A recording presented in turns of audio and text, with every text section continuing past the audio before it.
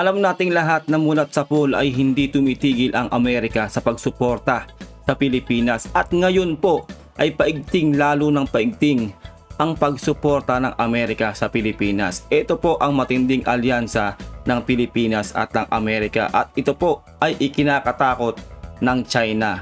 Dahil po ngayon nagkakaroon po ng matinding military drill ang Pilipinas at ang Amerika. Ang title po nito, US-Philippines holds largest ever war drills becoming China's nightmare. Kung hindi ka pa nakasubscribe dito po sa ating channel, mag-subscribe ka na para ma-update ka kapag naglalabas tayo ng ganitong reaction video. Simulan na po natin gawa ng reaction video to. Let's do this.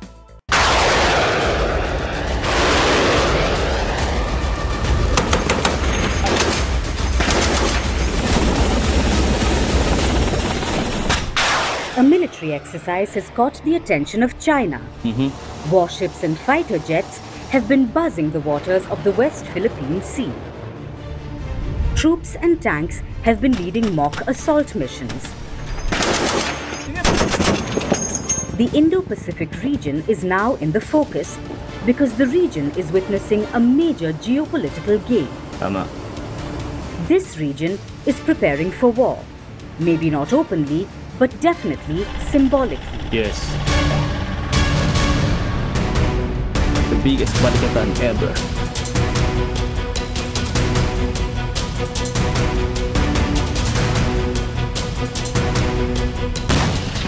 The exercise was hosted by the Philippines. The drills were called Balikatan, which means shoulder to shoulder in Filipino. And this year's exercise was the biggest one yet. More than 14,000 troops took part. The participants included soldiers from the Philippines and the United States, but for the first time ever, Japan and Australia also took part in the drills. Grabe. And the kind of weaponry deployed for the exercise was nothing short of warlike preparations. Ito po ang simbolismo na pinaghahanda talaga tayo na dumigma.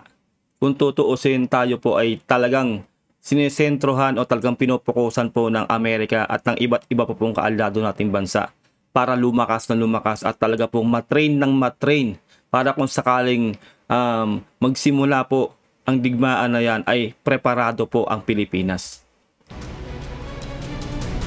One aircraft carrier was sent to the West Philippine Sea. Fighter jets routinely carried out sorties. Destroyers and frigates patrolled the high seas.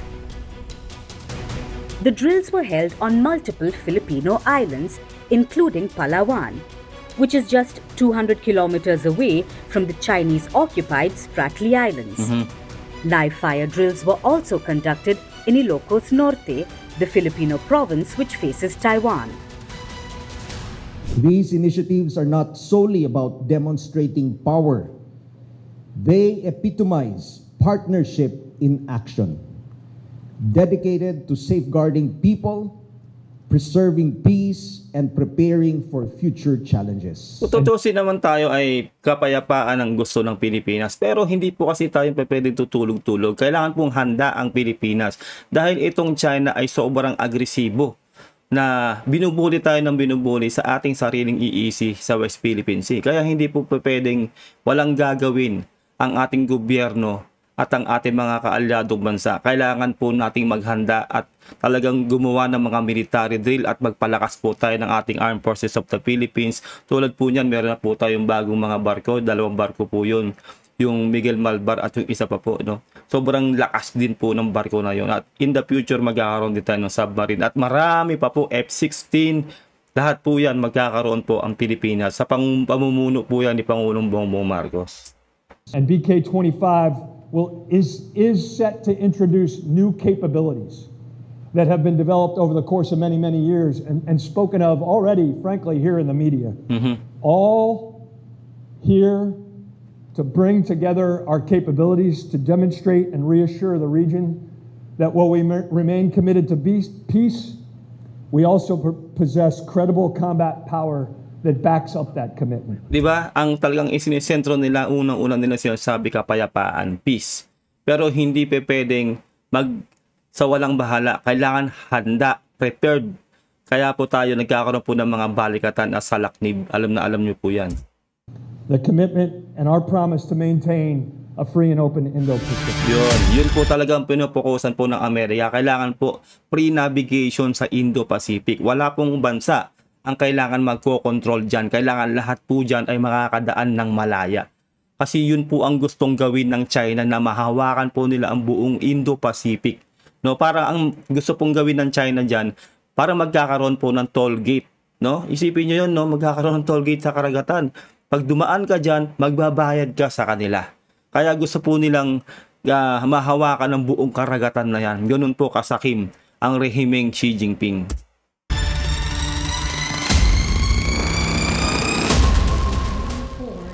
For Balikatan 2025, the Philippines, the US, Japan and Australia brought out all the big guns. From artillery to air defense systems to long-range anti-ship missiles. Grabe, no, kompleto. No, syempre maraming salamat po sa mga iba pa pong bansa nag-participate, yung Japan, Australia, at syempre po ang Amerika. Dahil po, malaking tulong po yan kasi po yung technology po nila ay malaking tulong po sa atin dahil alam nyo naman po ang Pilipinas sobrang left behind na po pagdating sa technology. Digital era na po ngayon. At yun nga pong lagi ko rin sinasabi, kailangan magkaroon na rin po tayo ng maraming drone.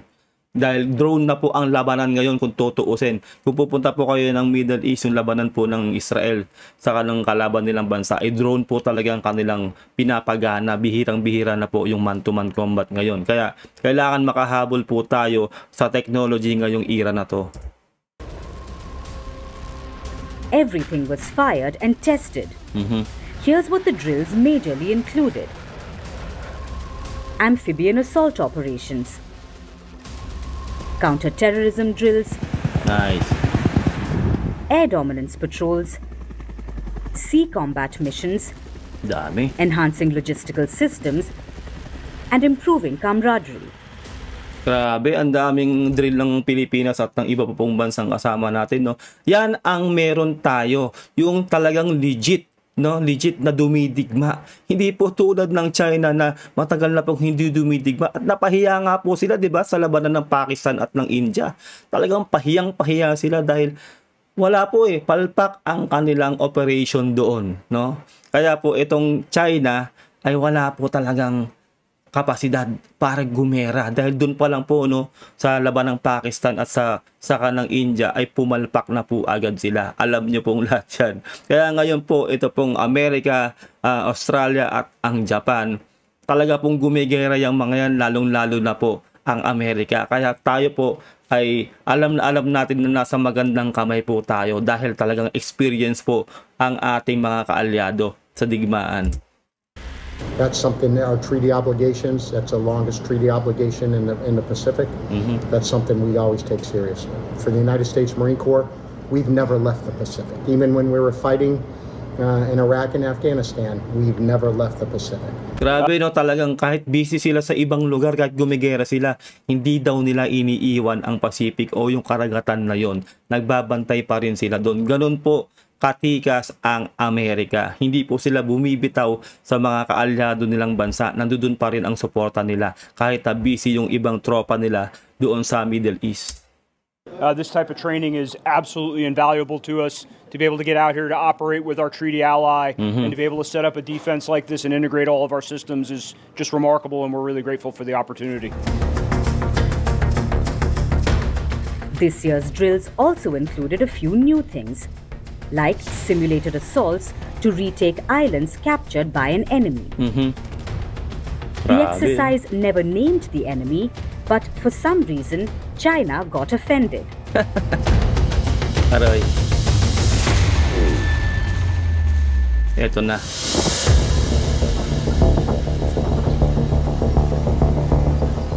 Tensions in the Indo-Pacific spiked during exercise Balikatan.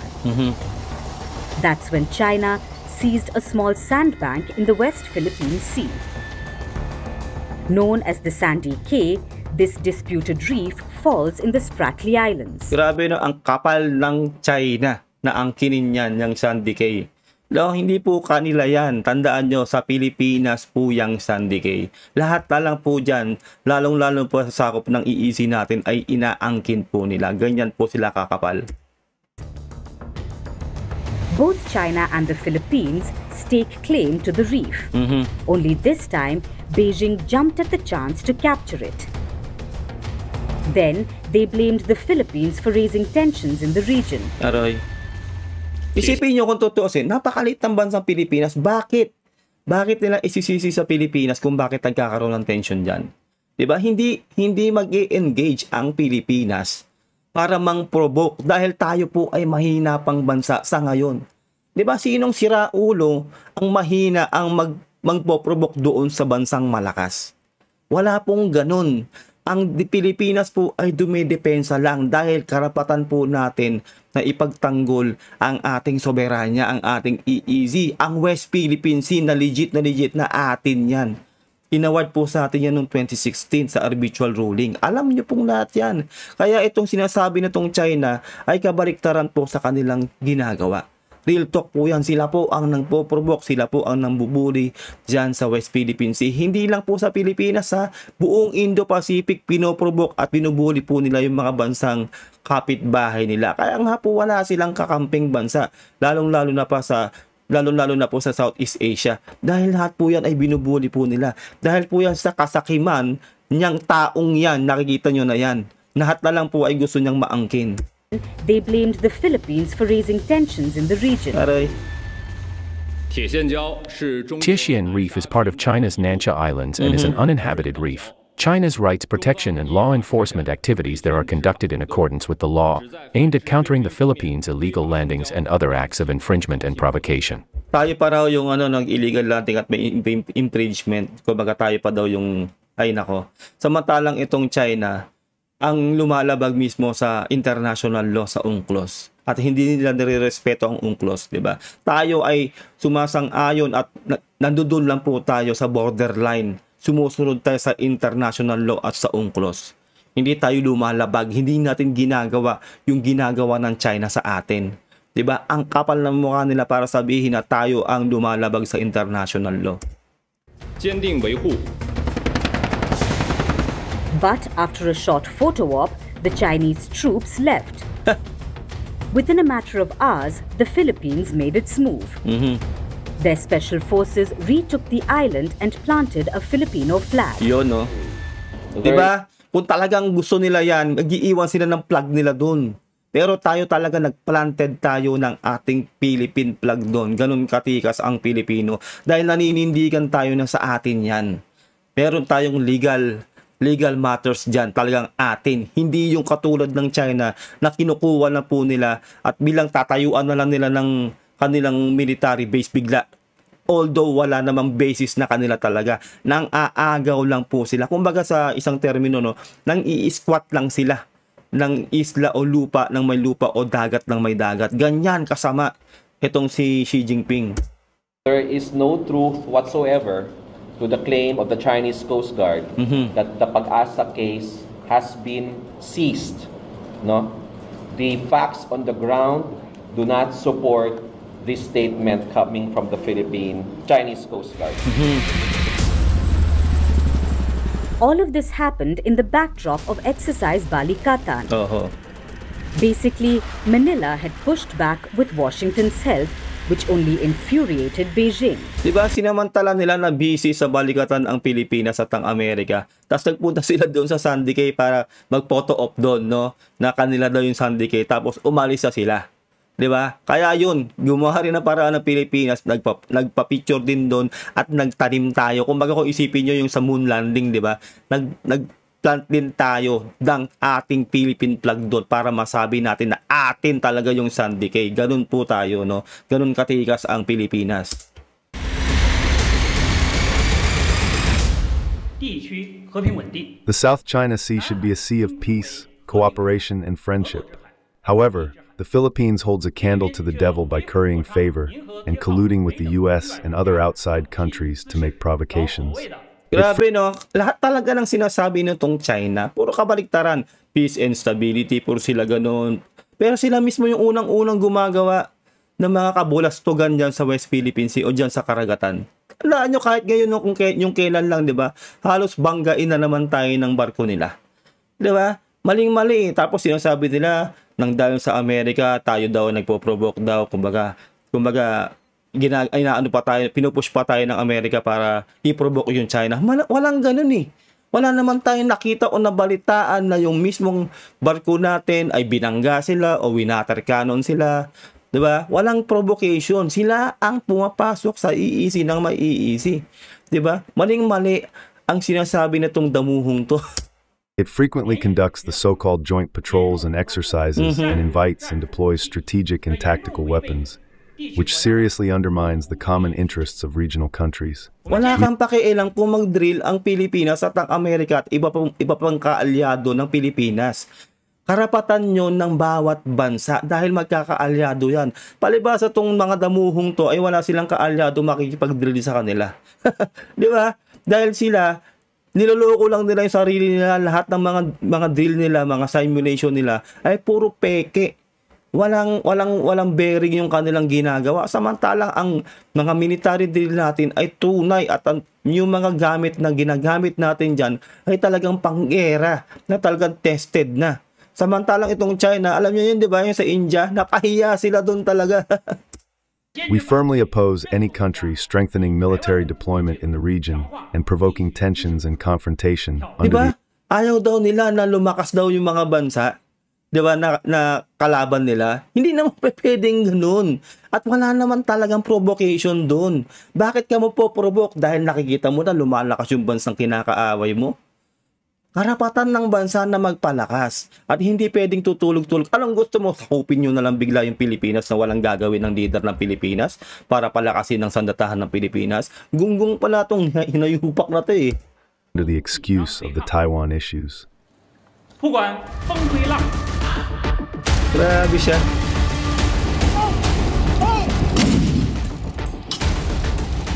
While the Filipino military was busy sharpening its sword, Manila was laying out the red carpet for some friends like Japan and Yes. New Zealand. They signed comprehensive defense agreements with the Filipino government. Diba? Halos lahat ng mga malalakas sa bansa ay nakikipag-agree na magpalakas talaga ang Pilipinas. May defensive agreement. Diba? Kaya maraming salamat po sa lahat po ng bansang sumusuporta sa Pilipinas dahil nakikita ng mga bansang yan na tayo po talaga ang inaargabyado nitong China. 'Di ba? Kung isipin nyo, kung tayo ang gumagawa ng mali na sinasabi ng China na tayo daw yung nagpo-provoke, susuportahan ba tayo ng mga bansang to na gumawa ng defense agreement na yan?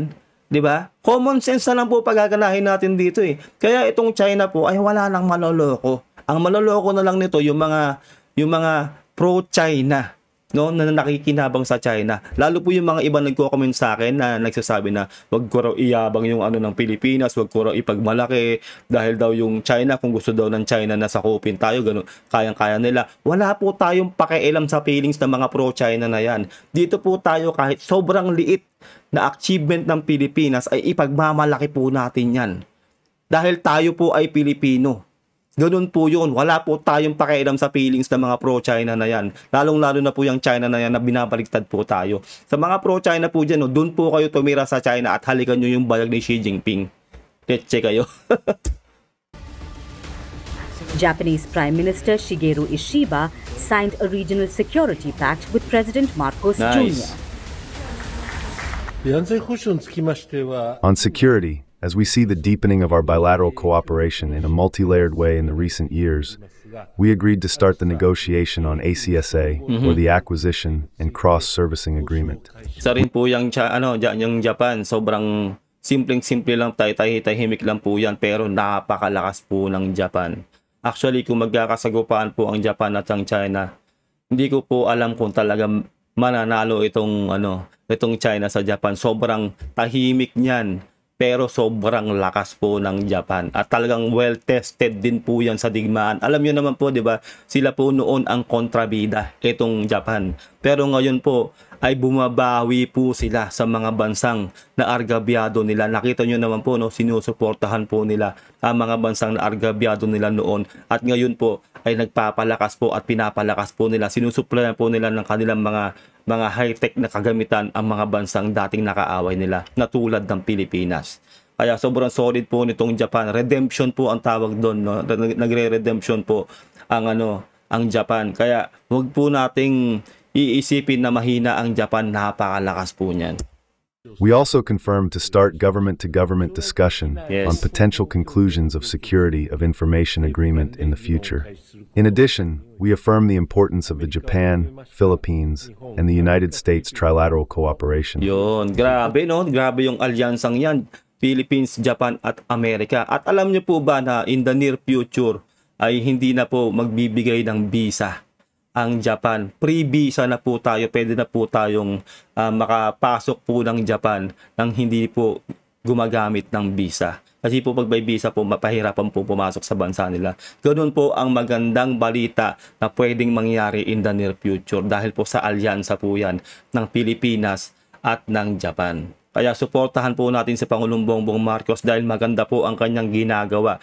Dahil lahat po ng mga bansang mayayamang bansa at malalakas na bansa ay kinakaibigan po ng ating presidente. Baka malay nyo, pati po ang Amerika someday, hindi na po tayo magbibisa.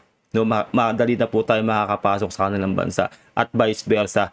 Lalaki po ang ekonomiya ng bansa, dadami po ang trabaho sa ating bansa na mag-i-invest po yung mga malalaking bansa na yan sa atin. Kaya mababawasan na po ang mga OFW.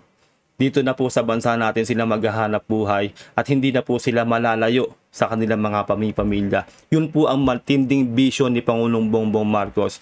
Ang ating Pangulo po ay simple lang pero nagtatrabaho 24/7 at ginagawa niya ang best niya para mapagaan po ang buhay ng mga Pilipino. Japan has been of great assistance in helping us achieve our aspiration for peace and friendship with all nations, with strength and with integrity. Further, we have agreed to start negotiations on an acquisition and cross-servicing agreement. Nice. Then, the Philippines signed a military pact with New Zealand, paving the way for more bilateral drills. Wow. And just like that, China got triggered. Siyempre, matitrigger talaga yung China niya kasi ang daming bansang tumutulong sa Pilipinas at sumusuporta. 'Di ba? Maiisip ng China, nako, pabigat ng pabigat yung mga kaalyado nitong Pilipinas. Talagang paganda ng paganda at parami na ng parami ang kanilang sandatahan lakas. Talagang matitrigger po sila dahil ayaw na ayaw po na talaga nila na madadaig sila at ayaw na ayaw po nilang lalakas sa mga kalaban nilang bansa. Real talk. We urge Japan to follow the path of peaceful development and act cautiously in the military and security fields. Ayan na naman tayo, no? Pati Japan, binabantaan na rin yung Japan dahil tumutulong sila sa Pilipinas. Puro sila banta, puro sila ganyan. Hindi naman mga mahihinang bansa yung mga yan, lalo po yung Japan. Sinasabi ko lang po kanina, no?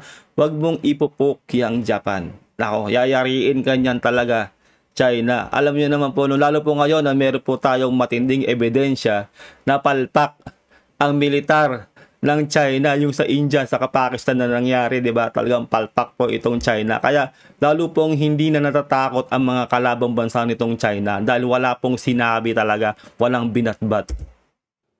We oppose any actions that form cliques and exacerbate regional tensions.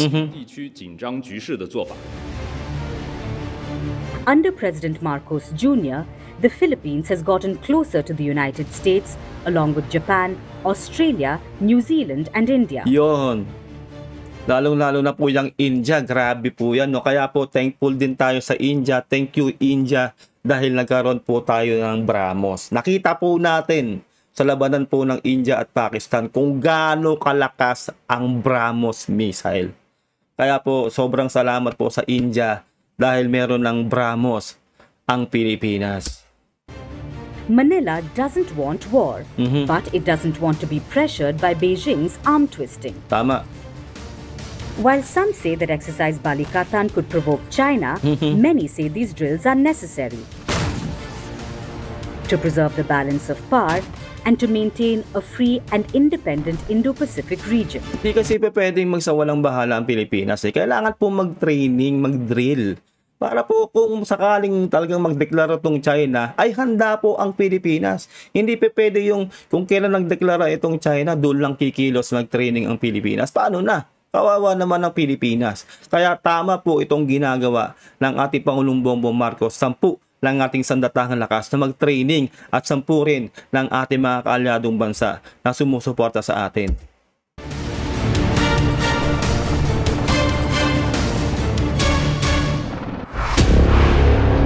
Ayun lang po, no, ating po nagawa ng reaction video ang video na to. Ano pong masasabi nyo sa napanood po natin? Comment down below kung gusto nyo ang nangyayari sa Pilipinas at sa mga kaalyansa po nating bansa. I-comment mo sa baba kung ano sa loobin mo. Huwag nyo mong kalilimutan na mag-subscribe dito po sa ating channel. Like this video kung gusto mo ating reaction video. Malaking tulong po yan sa ating channel. Ingat po kayo lahat. Until next time, God bless and peace out. Bye.